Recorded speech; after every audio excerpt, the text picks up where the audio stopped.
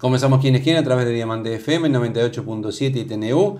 Gustavo Vanescayán, quien le habla de salud. Le agradece que una vez más esté como siempre junto a nosotros compartiendo este programa. El día de hoy recibimos al presidente de PIT-CNT, Fernando Pereira. Gracias por estar en Quienes Quieren. Un placer. Hablando de movilidad, ¿creen que habría que bajar más la movilidad ustedes o así está bien? Nosotros nos sumamos al diálogo por la vida convocado por múltiples organizaciones científicas y médicas, por la universidad, por gente vinculada a distintos sectores de la sociedad, en el sentido de que había que tomar las medidas que el GACH había recomendado, porque tomando menos probablemente se bajara la tasa de contagiosidad, pero íbamos a tener un precio en muertes y en contagios evitables de acuerdo a lo que planteaba el GACH.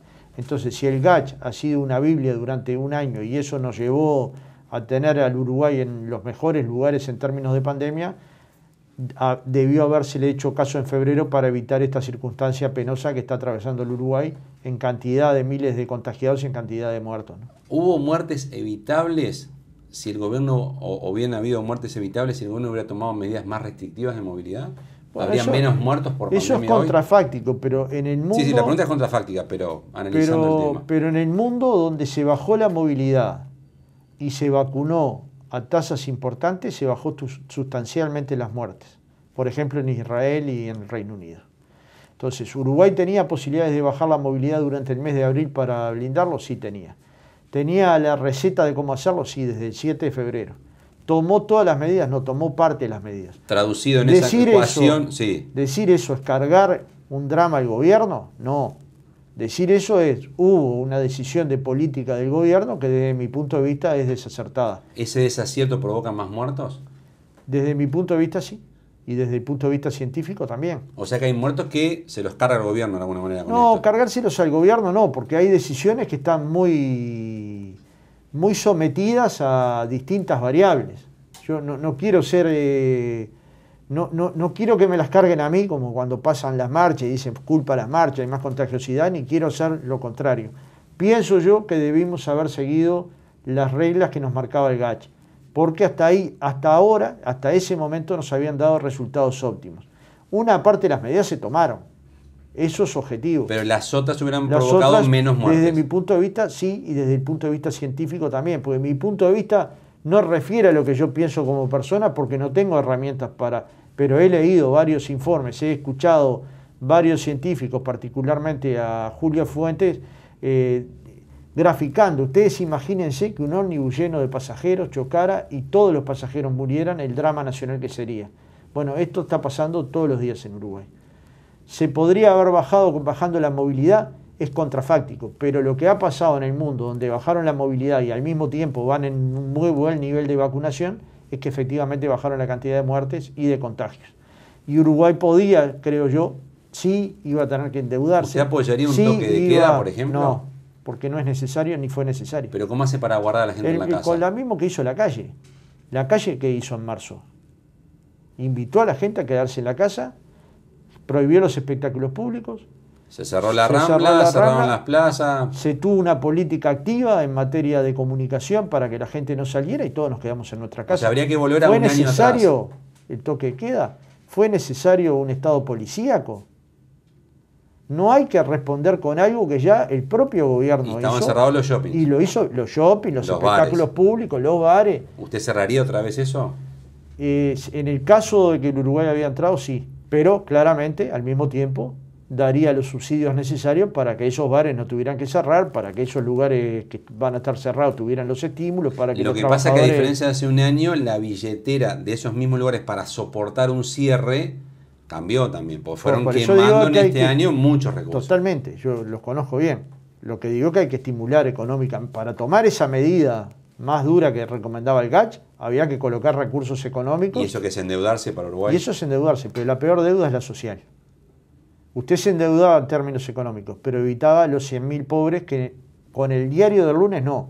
En abril del año 2020 presentó el Instituto de Economía en un documento muy amplio. El presidente dice que no cerraría bares porque los mozos se complican, porque es sabido que lo que más cobran los mozos son propinas. Es verdad, pero esos son los estímulos que hay que colocar. O sea, usted lo cerraría, pero le da al mozo lo que cobra y la propina, las dos cosas. Bueno, como mínimo para poder sustentarse durante ese tiempo. Y lo mismo los Porque shopping. A tampoco cada es empleado que le daría lo que usted cree cobra. que el mozo, el shopping tiene seguro de paro, el mozo va a tener seguro de paro. Debería ver cuáles son los estímulos para que las personas pudieran sobrevivir durante ese tiempo. Pero miren que los mozos tienen el mismo temor que tenemos el resto, o más. Están trabajando a veces en circunstancias adecuadas y a veces no.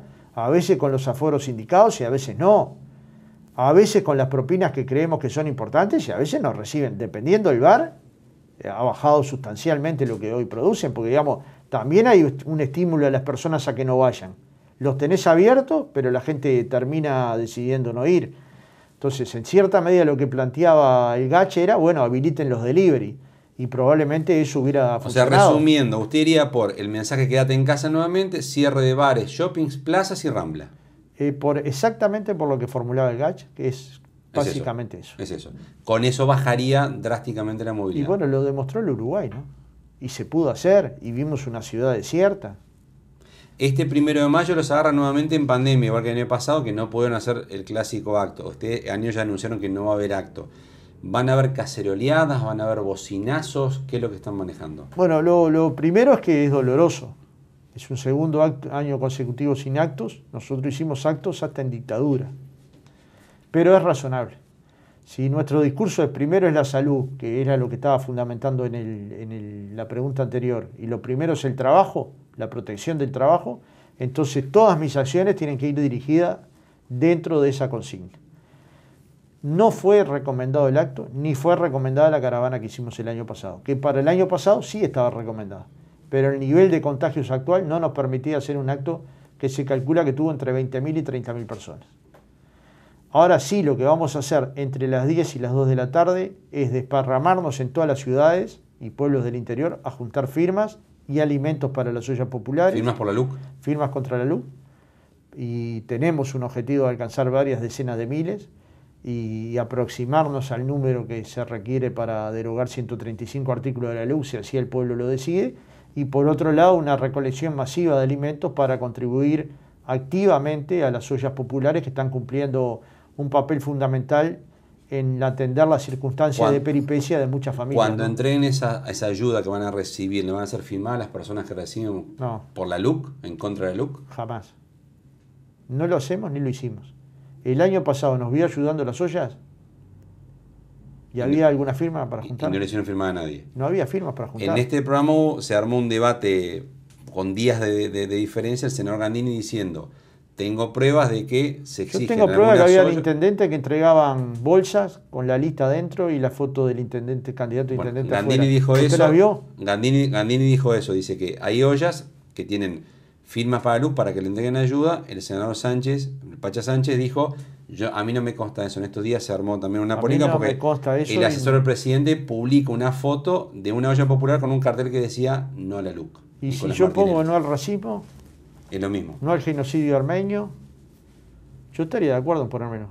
Eso no es un canje de ayuda. No, eso es firmar. ponerte una idea en el pecho.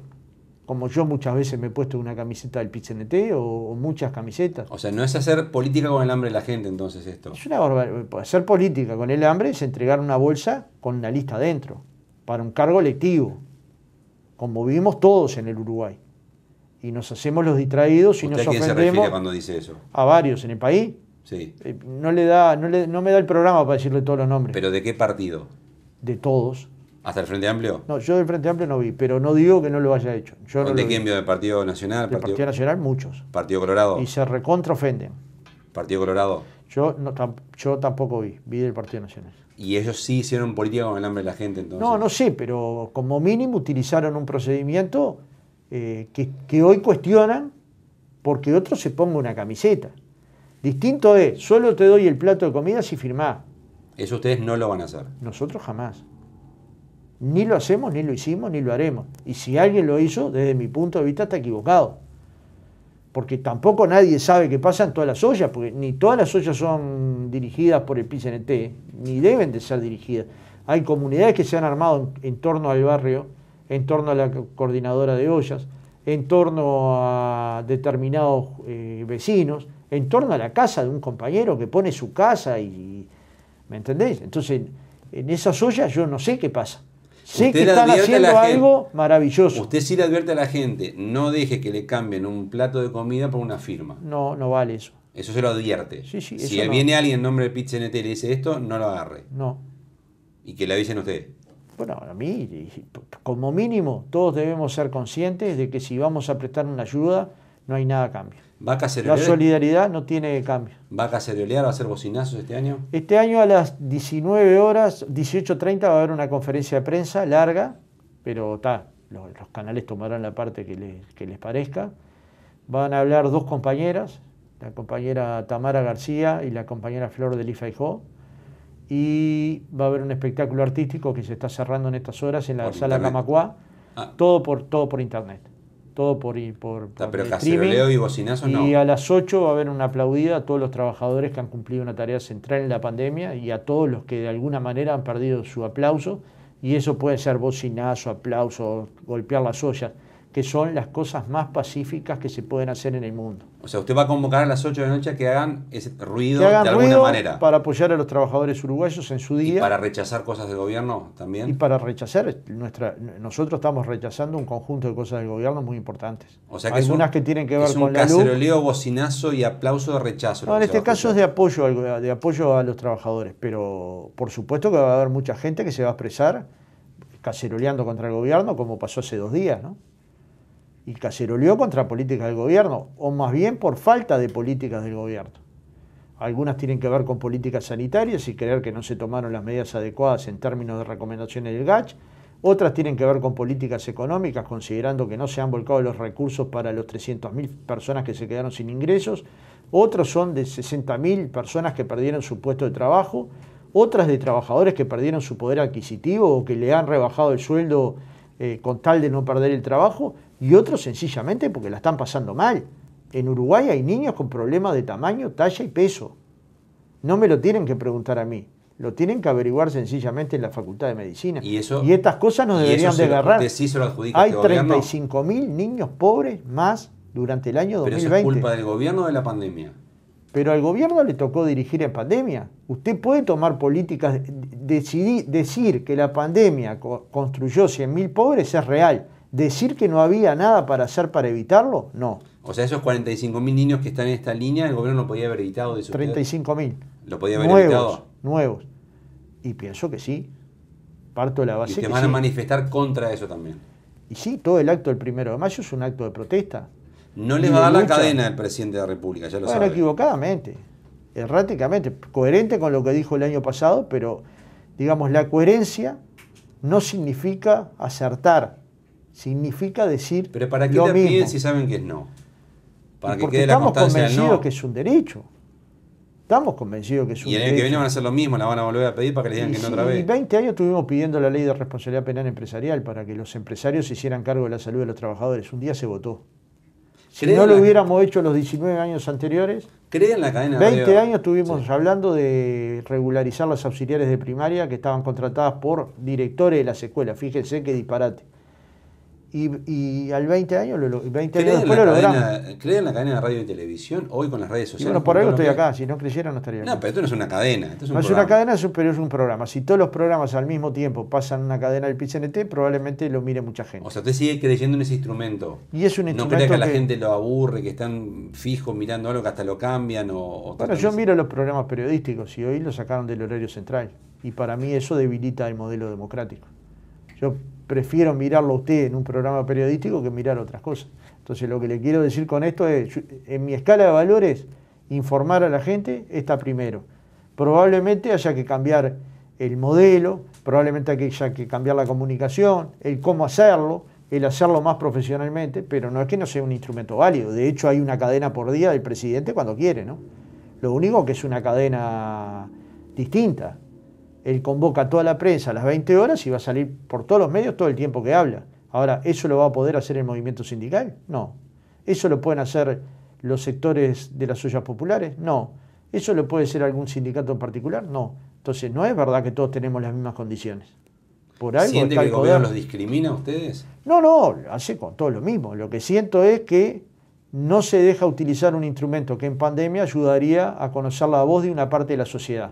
que no representa a toda la sociedad, pero que es una voz importante. ¿Le cobra alguna afinidad ideológica al PIT-CNT el No, gobierno no, con esto? con esto creo que no. Yo creo que no. Mi posición es que no. Pero sí tiene una posición que no es compatible con las circunstancias sanitarias actuales. Y esto él lo podría haber revisado en un año, como yo he revisado tantas posiciones en un año. Sin embargo, no lo quiso hacer. ¿Le invito a una pausa? Cómo no, con mucho gusto. Continuamos a partir de mismo quienes quieren con el presidente del PIT-CNT, Fernando Pereira. Como siempre le recordamos, horario principal de nuestro programa de emisión, jueves 22:30 horas en Televisión Nacional de Uruguay. Repeticiones viernes 10 de la mañana en Diamante FM y sábados 13 horas en TNU. Pausa y además quienes quieren.